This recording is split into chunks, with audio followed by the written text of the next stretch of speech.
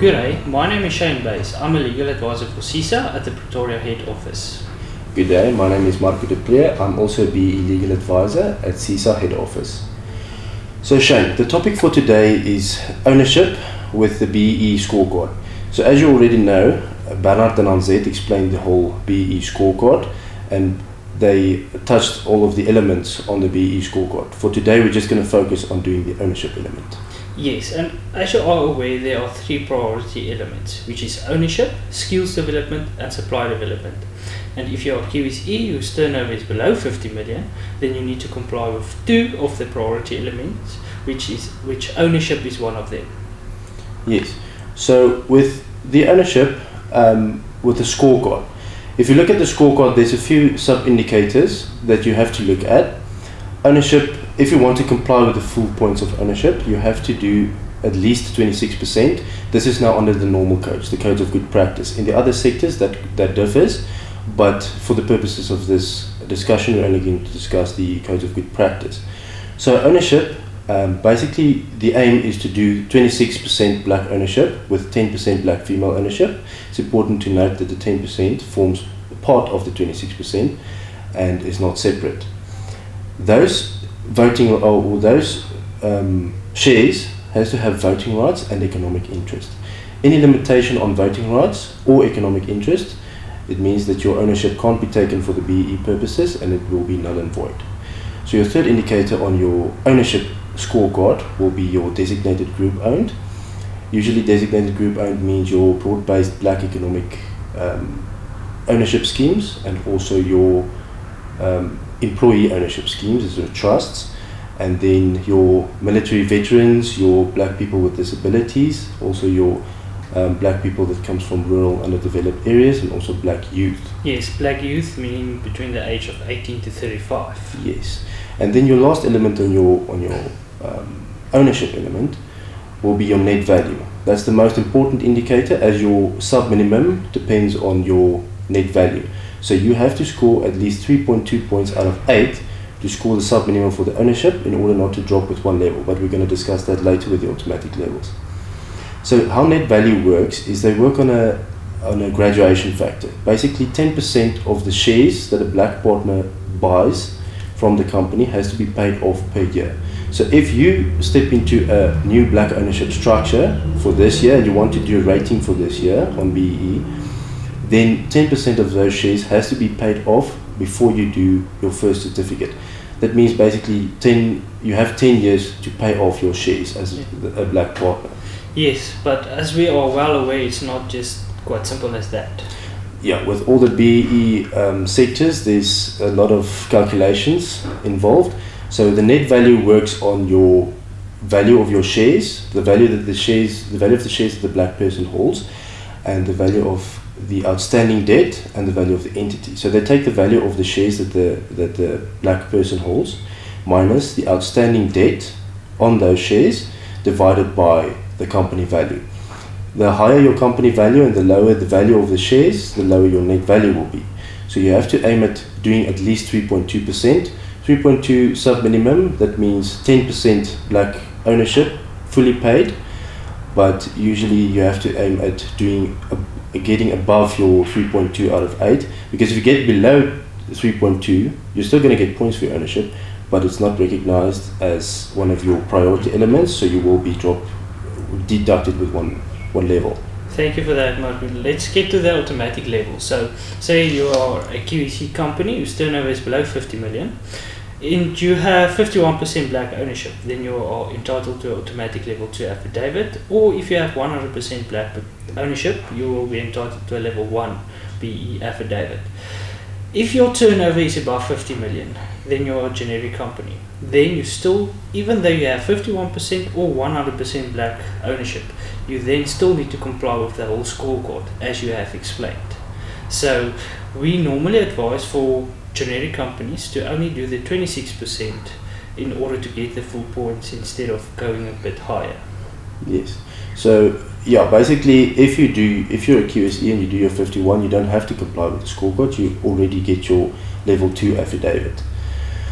But as we know now, the ownership is quite a vital element in the whole scorecard, so there's there's quite a few misperceptions with regards to your ownership, being that most of the companies say they don't want to do the 51% black ownership because they give away their company, or most commonly it's a family-owned business, they don't want to give away their hard work, or some of the companies say we can't get anybody to buy in. What other structures or solutions do we have on doing so this? there are many different types of ownerships, like your asset-based ownership, butterfly flow through, you get your trust, and then you get your ownership structures. So we normally work with the ownership structures. We have a structure called BOSS. So basically how that works is there are two types of shares. You get your preferential shares and your ordinary shares. So before we get to the types of shares, the BOSS structure is based on three principles. Firstly, you want to get paid for what you've built up over the years. You still want to keep control of your company, and you want a way out of the structure. So with this structure, firstly you get your redeemable accumulative preferential shares, or as we call it, drop shares. So what this means is over a period of 15 years, you will get paid 15% per year back in dividends. So the current owner are entitled to the first 15% of dividends that is paid out. So that is a preferential part of this whole shares. Now it is accumulative, meaning that, say for example, you get only 10% of dividends in the first year. So your second year you will get your 15% plus the 5% that was left before the first year. And the structure, it carries over for a period of 15 years.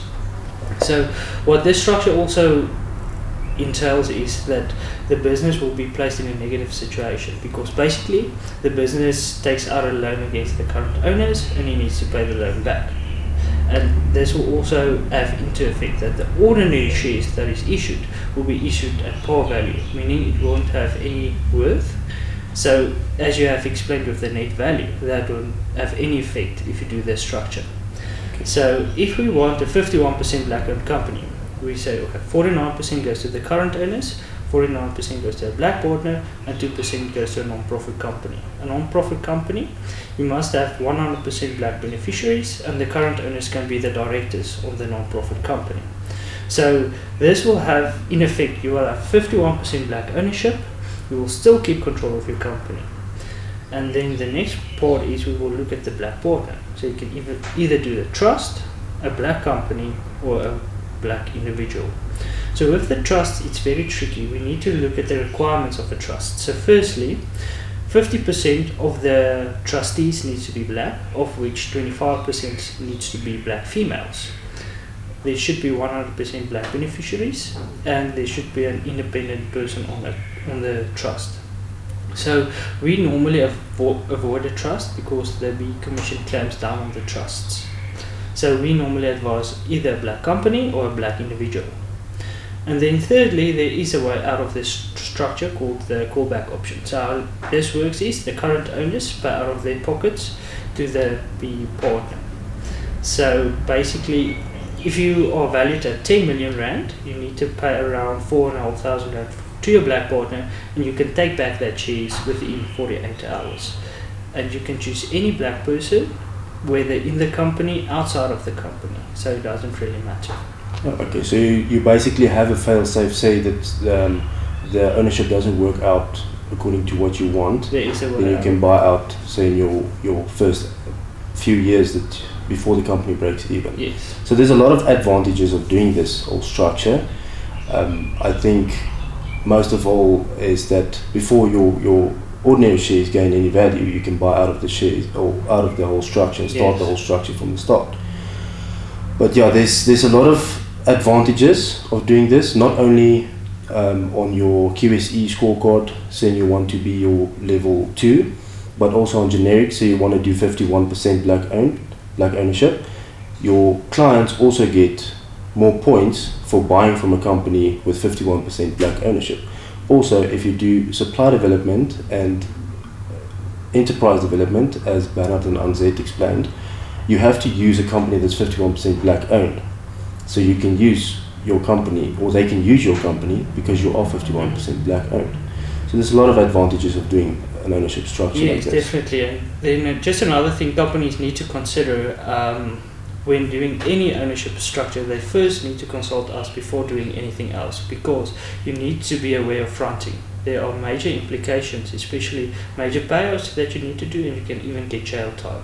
So that's important to consider. So yeah, that is the ownership element from us. I hope you receive new perspective on this element, and if you require any new information, just visit our website.